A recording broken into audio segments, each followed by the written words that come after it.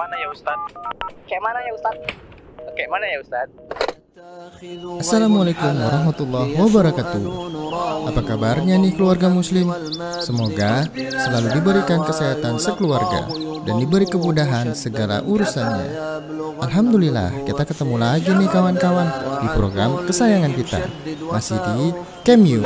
Kayak mana ya Ustadz? Nah, kali ini kita masih berada di kota Medan. Dan kita sudah menerima pertanyaan dari beberapa warga Medan. Kira-kira pada mau tanya apa aja ya sama Ustadz? Ya udah yuk kita langsung saja ke pertanyaan pertama.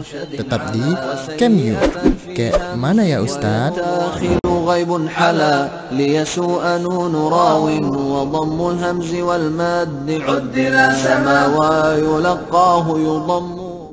Bismillah, assalamualaikum warahmatullahi wabarakatuh.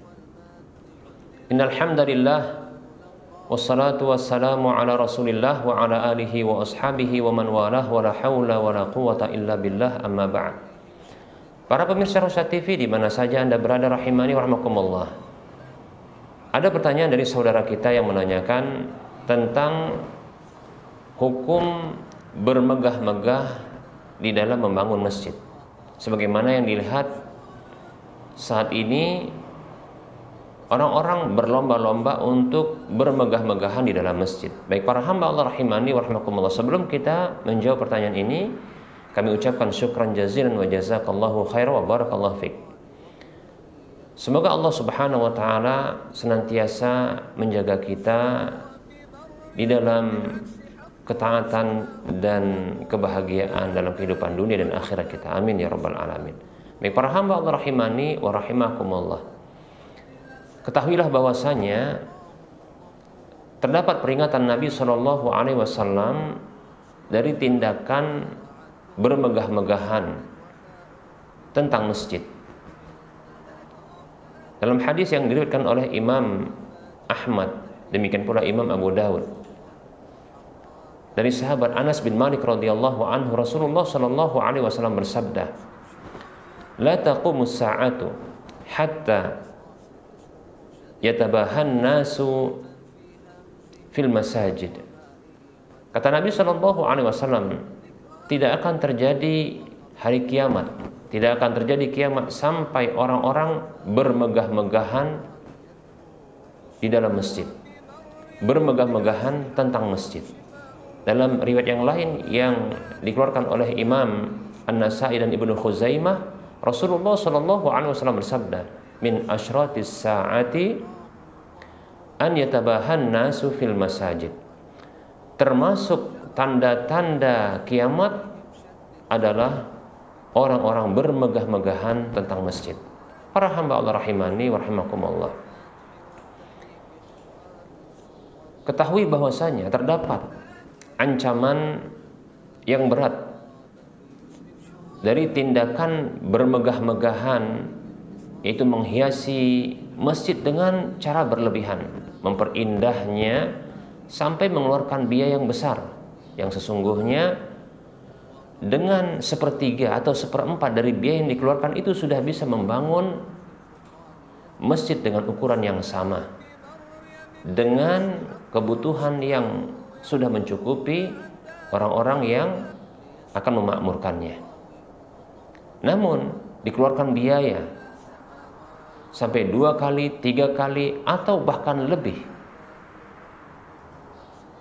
berkali-kali lipatnya, maka ketahui sesungguhnya ada ancaman yang berat. Sebagaimana yang disebutkan oleh Abu Darda radhiyallahu anhu dalam hadis yang diriwayatkan oleh Ibnu Abi Syaibah dalam musannafnya. Beliau radhiyallahu anhu mengatakan, "Idza zawwaqatum masajidakum wa hallaitum masafihakum faddimaru alaikum." Apabila, kata beliau, apabila kalian menghias-hiasi masjid kalian, bermegah-megahan tentang masjid kalian, dan kalian menghiasi mushaf kalian, mushaf Al-Quran kalian, maka kecelakaanlah atas kalian. Baik para hamba Allah rahimani wa rahimakumullah, sesungguhnya membangun masjid dengan ukuran yang besar,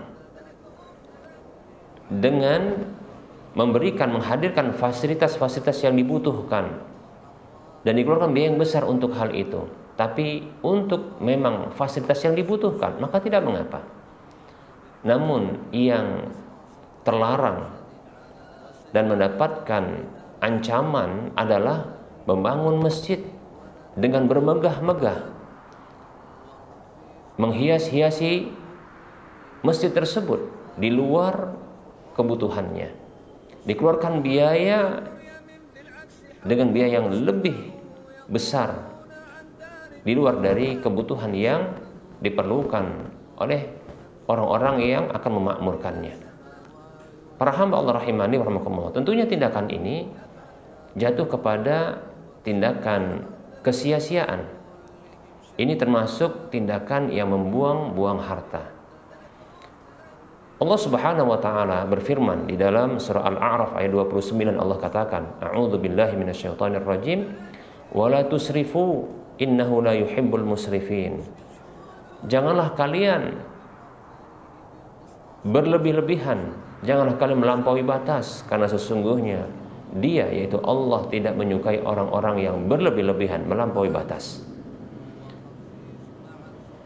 Allah tidak menyukai tindakan melampaui batas, berlebih-lebihan di dalam mengeluarkan harta atau dalam segala hal yang sampai melewati sesuatu yang dibutuhkan. Bahkan tindakan ini merupakan tindakan mengikuti langkah-langkah syaitan. Bahkan Allah menyebutkan tindakan berlebihan itu merupakan tindakan saudara-saudara syaitan. Allah Subhanahu wa taala berfirman dalam surah Al-Isra ayat 26 dan 27, Allah katakan, A'udzubillahi minasyaitonir rajim, wa la tubadzir tabdzira innal mubadzirina kanu ikhwana syayatin wa kana syaitanu li rabbih kafura. Allah berfirman yang artinya, janganlah kamu berbuat mubadzir. Sesungguhnya orang-orang yang berbuat mubadzir adalah saudara syaitan, dan syaitan itu adalah paling kufur terhadap Rabb-nya.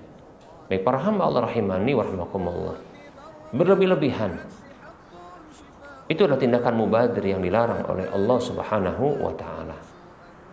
Baik para hamba Allah rahimani wa rahimakumullah, berlebih-lebihan juga ini merupakan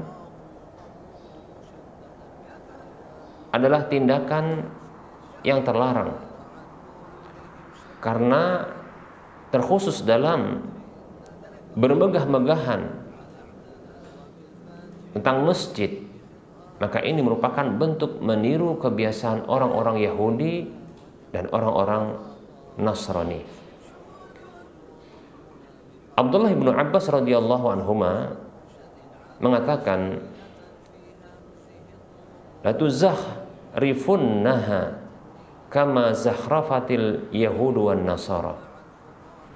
Sungguh benar-benar kalian akan menghias-hiasi masjid itu secara berlebihan, sebagaimana orang-orang Yahudi dan Nasrani melakukan penghiasan rumah ibadah mereka. Umar bin Khattab radhiyallahu anhu mengatakan, masa'a amalu qaumin qattu illa zakhrafu masajidahum. Tidaklah ada perbuatan satu kaum yang paling buruk kecuali mereka menghiasi masjid-masjid mereka secara berlebihan tentunya. Para hamba Allah rahimani wa rahimakumullah, menghiasi masjid dengan maksud untuk berbangga-bangga, tentunya ini tercela. Para hamba Allah rahimani wa rahimakumullah, ini akan menghilangkan niat ikhlas dari orang yang membangunnya.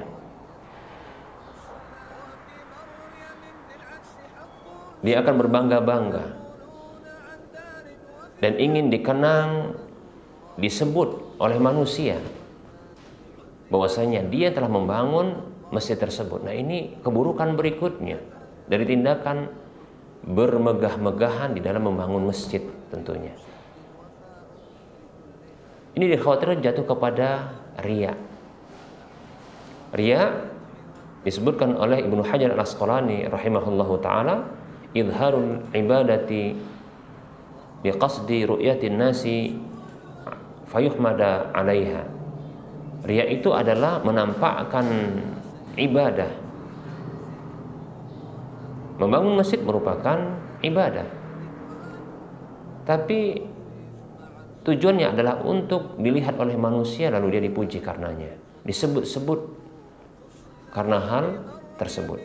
Baik para hamba Allah rahimani wa rahimakumullah, setidaknya ini akan menjauhkan orang dari mengingat Allah Subhanahu wa taala. Yang tujuan dibangunnya masjid adalah untuk beribadah di dalamnya, sholat, membaca Al-Quran, berzikir. Namun orang-orang datang ke masjid hanya untuk berfoto-foto ria, ya. Tidaklah mengingat Allah kecuali hanya sedikit saja. Tapi tujuan mereka bukan untuk beribadah di dalamnya, karena bangunan yang indah, yang megah. Tujuan mereka hanya untuk ingin tahu saja. Lalu mereka ya berfoto-foto ria di sampingnya, di sisinya, bahkan di dalam masjid tersebut. Ini tentunya hal yang terlarang, yang memalingkan manusia dari mengingat Allah Subhanahu wa taala. Semoga Allah Subhanahu wa taala menjauhkan kita dari hal yang buruk ini. Wallahu taala alam. Semoga bermanfaat. Wassallallahu ala Muhammad wa ala alihi wa ashabihi ajma'in. Walhamdulillahirabbil alamin. Wassalamualaikum warahmatullahi wabarakatuh. Alhamdulillah, sudah jelas ya kawan-kawan jawaban dari Ustaz. Nah, semoga bisa menambah ilmu kita semua dan jangan lupa mengamalkannya. Sekarang kita lanjut ke pertanyaan selanjutnya. Kayak mana ya Ustaz?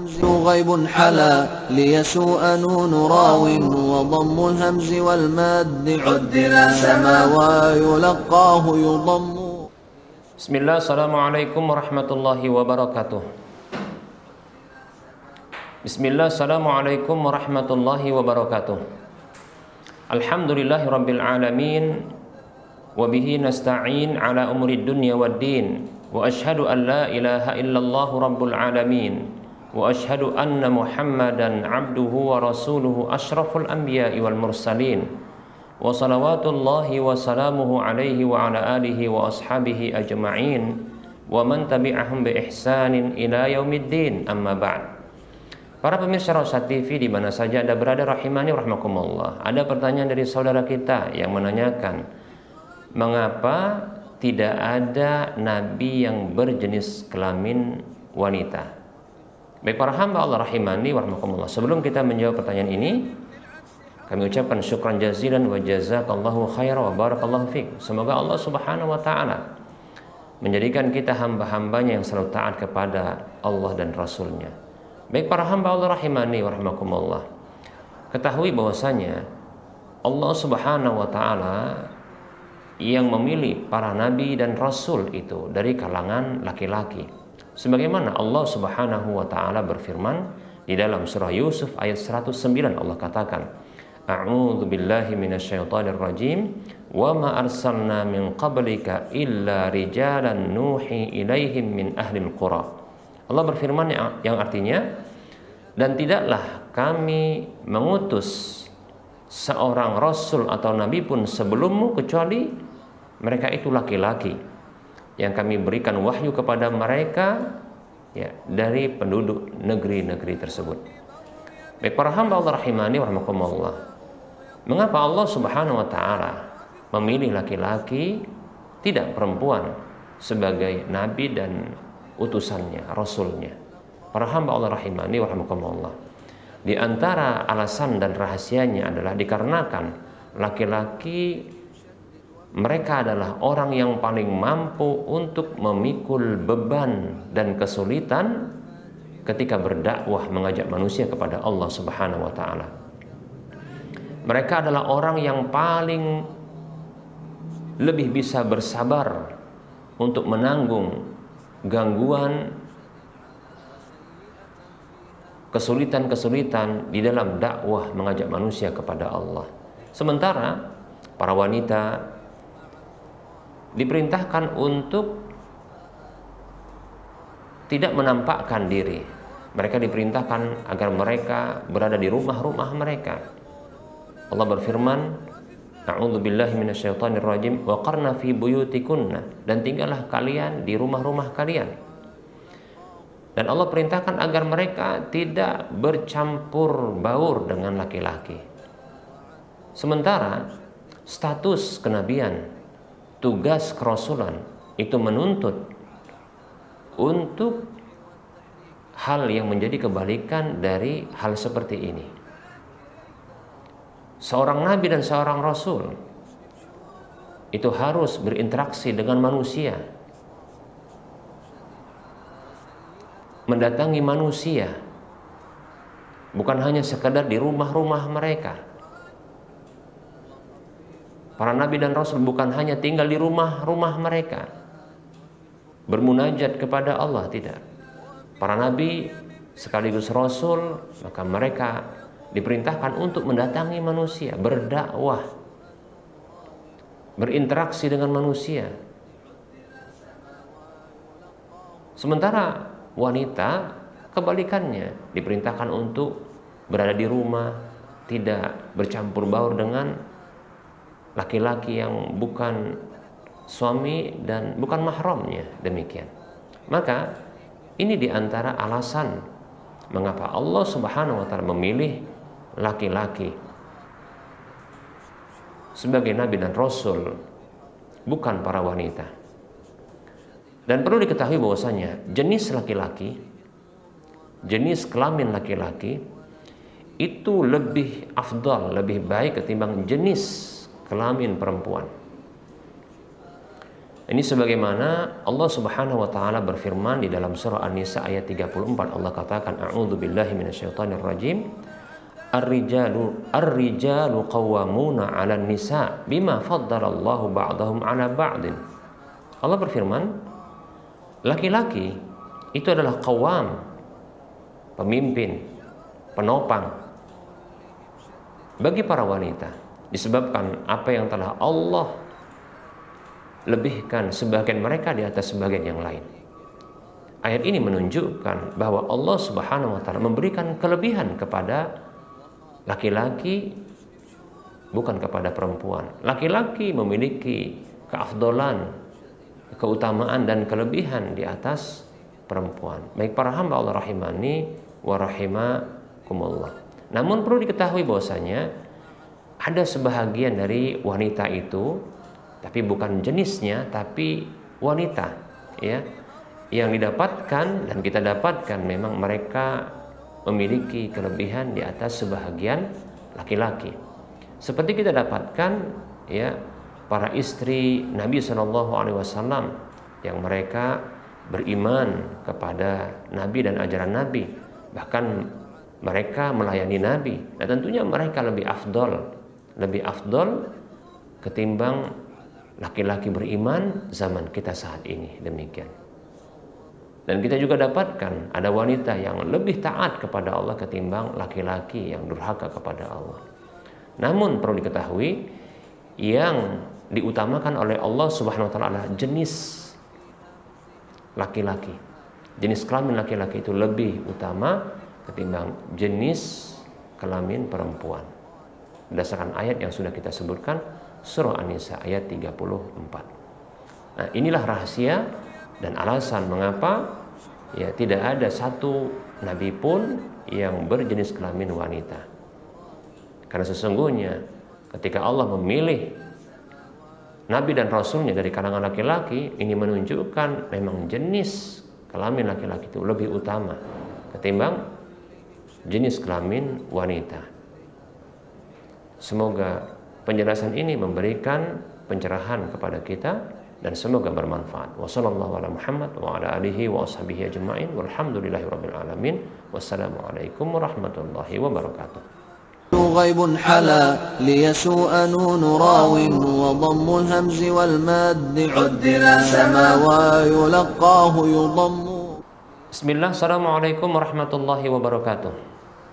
Alhamdulillahilladzi arsala rasulahu bil huda wa dinil haqqi liyudhhirahu 'alad dini kullihi wa kafa billahi syahida. Wa asyhadu an la ilaha illallah wahdahu la syarikalah wa asyhadu anna Muhammadan 'abduhu wa rasuluhu la nabiyya ba'dah. Amma ba'd. Para pemirsa Rosyad TV di mana saja Anda berada rahimani warahmatullah, ada pertanyaan dari saudara kita yang menanyakan tentang hukum salat seseorang yang berprofesi sebagai supir lintas yang berhari-hari dalam perjalanan safarnya. Baik para hamba Allah rahimani warahmatullah, sebelum kita menjawab pertanyaan ini, kami ucapkan syukran jazilan wa jazakallahu khairan. Semoga Allah Subhanahu wa taala senantiasa menjadikan kita hamba-hambanya yang selalu dalam ketaatan sampai Allah mewafatkan kita. Amin ya rabbal alamin.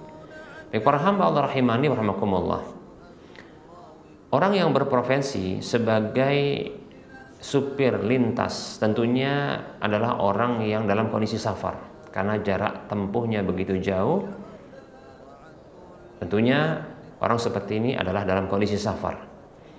Maka orang seperti ini mendapatkan dispensasi keringanan-keringanan yang diberikan oleh syariat Islam untuk orang-orang yang safar. Maka itu diberikan kepada orang seperti ini. Di antara dispensasi atau keringanan atau kemudahan yang Allah berikan kepada orang yang safar, di antaranya adalah para supir lintas ini adalah mengqashar salat, yaitu memendekkan salat yang rubaiyah, yaitu salat-salat yang berjumlah 4 rakaat itu menjadi 2 rakaat saja.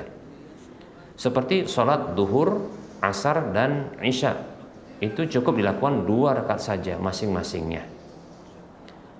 Allah Subhanahu wa ta'ala berfirman dalam surah An-Nisa ayat 101. Allah katakan, A'udzu billahi minasyaitonir rajim, wa idza darabatum fil ardi falaysa 'alaikum junahun an taqsuru minas shalah.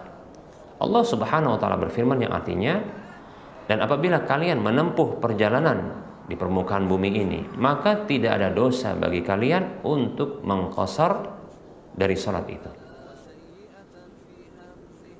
yaitu memendekkan salat yang salat wajib berjumlah 4 menjadi 2 rakaat saja. Baik para hamba Allah rahimani wa rahimakumullah, kemudahan berikut yang diberikan oleh syariat Islam untuk orang yang bersafar, diantaranya adalah supir lintas, adalah menggabungkan 2 salat, yaitu sholat duhur digabungkan dengan sholat asar. Bisa dilakukan di salah satu dari waktu, baik itu waktu yang pertama atau waktu yang kedua. Sholat duhur digabungkan dengan sholat asar bisa dilakukan di waktu sholat zuhur atau memilih di waktu sholat asar. Begitu juga sholat maghrib dengan sholat isya digabungkan, bisa dikerjakan di waktu maghrib. Sholat maghrib dulu 3 rakaat, kemudian baru sholat isya 2 rakaat karena dalam kondisi safar. Atau dikerjakan, dilewatkan sholat maghrib kemudian dikerjakan di waktu isya. Maka dikerjakan sholat maghrib 3 rakaat, kemudian sholat isya 2 rakaat. Untuk zuhur dan asar juga diberlakukan qashar, jamak qashar, menggabungkan kemudian dipendekkan. Bisa dikerjakan di waktu yang pertama, sholat duhur di waktu duhur, kemudian melakukan sholat asar, setelah itu masing-masingnya 2 rakaat. Atau memilih untuk dikerjakan di waktu yang kedua, itu waktu asar, dengan melewatkan sholat duhur dari waktunya, kemudian melakukan sholat duhur di waktu asar 2 rakaat, kemudian setelah itu sholat asar 2 rakaat. Demikian. Adapun sholat subuh itu dikerjakan di waktu subuh tanpa dipendekkan dan tanpa digabungkan dengan sholat yang lainnya. Baik para hamba Allah rahimani wa rahimakumullah, para hamba Allah rahimani wa rahimakumullah, dalam hadis yang diriwayatkan oleh Imam Muslim dalam kitab sahihnya dari sahabat Mu'adz ibnu Jabal radhiyallahu anhu, beliau mengatakan, kharajna ma'a Rasulillah sallallahu alaihi wasallam fi ghazwati Tabuk, fakana yusalli adh-dhuhra wal 'ashra jami'an wal maghriba wal 'isya'a jami'an. Kata Mu'adz radhiyallahu anhu, dahulu kami pernah keluar bersafar bersama Rasulullah SAW dalam perang Tabuk. Maka beliau sholat duhur dan asar dengan digabungkan. Demikian pula beliau sholat maghrib dan isya dengan digabungkan. Demikian. Baik, para hamba Allah rahimani wa rahimakumullah. Kemudahan yang lainnya yang bisa didapatkan oleh orang yang safar selain terkait dengan masalah salat adalah puasa, yaitu boleh untuk tidak berpuasa. Hanya saja kewajibannya setelah itu adalah berpuasa menggantinya ya di luar Ramadan. Allah Subhanahu wa taala berfirman dalam surah Al-Baqarah ayat 184, A'udzu billahi minasyaitonir rajim, faman kana minkum maridan aw ala safarin fa'iddatun min ayyamin ukhra. Maka siapa saja di antara kalian yang sakit atau dalam kondisi safar, maka bilangan hari ganti puasa tersebut adalah dari hari-hari yang lainnya, yaitu di luar Ramadan.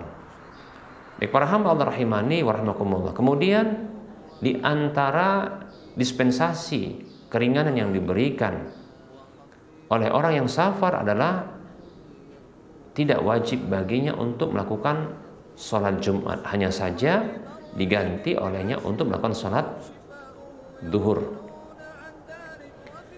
Dalam hadis yang diriwayatkan oleh Imam Abdul Razak dalam kitab Musannafnya dari Abdullah bin Umar radhiyallahu anhu, beliau mengatakan, laisa lil musafiri jum'atun, tidak ada bagi orang yang safar kewajiban Jumat. Demikian pula dalam riwayat Daruqutni dengan derajat yang hasan, Rasulullah bersabda sallallahu alaihi wasallam, "Man kana yu'minu billahi wal yaumil akhir fa 'alaihi al-jum'atu yaumal jum'ati illa maridun aw musafirun aw imra'atun aw sabiyun aw mamlukun." Rasulullah sallallahu alaihi wasallam bersabda, siapa saja yang beriman kepada Allah dan hari akhir maka wajib baginya salat Jumat di hari Jumat, kecuali orang yang sakit, orang yang safar, wanita, anak kecil, dan budak hamba sahaya. Hadis riwayat Daruqutni dengan derajat yang hasan. Baik, para hamba Allah rahimani wa rahimakumullah, ini sedikit penjelasan terkait dengan dispensasi yang diberikan kepada orang yang sedang safar. Maka siapapun dalam kondisi safar boleh baginya untuk mengambil dispensasi ini. Semoga penjelasan ini bermanfaat. Wassallallahu ala Muhammad wa ala alihi wa ashabihi ajma'in. Walhamdulillahirabbil alamin. Wassalamualaikum warahmatullahi wabarakatuh. Bagi kamu yang mempunyai pertanyaan perihal agama, silahkan kirim video pertanyaan kamu menggunakan HP atau kamera ke nomor WhatsApp 0822 8888 6630 atau kirim ke email kami rasyad.tv@gmail.com dengan format isi video, nama, alamat, dan pertanyaan yang akan kamu tanyakan. Ayo kirim pertanyaan kamu dan tunggu jawabannya di Camyu. Kayak mana ya Ustadz? Alhamdulillah, kita telah sampai di pertanyaan terakhir hari ini. Nah, semoga apa yang disampaikan Ustadz tadi bisa menambah ilmu agama kita semua. Ingat ya kawan-kawan, menuntut ilmu agama itu wajib loh atas setiap muslim. Dan terima kasih telah menyaksikan episode Camyu kali ini. Insya Allah, sampai jumpa lagi di episode-episode Camyu berikutnya. Assalamualaikum warahmatullahi wabarakatuh.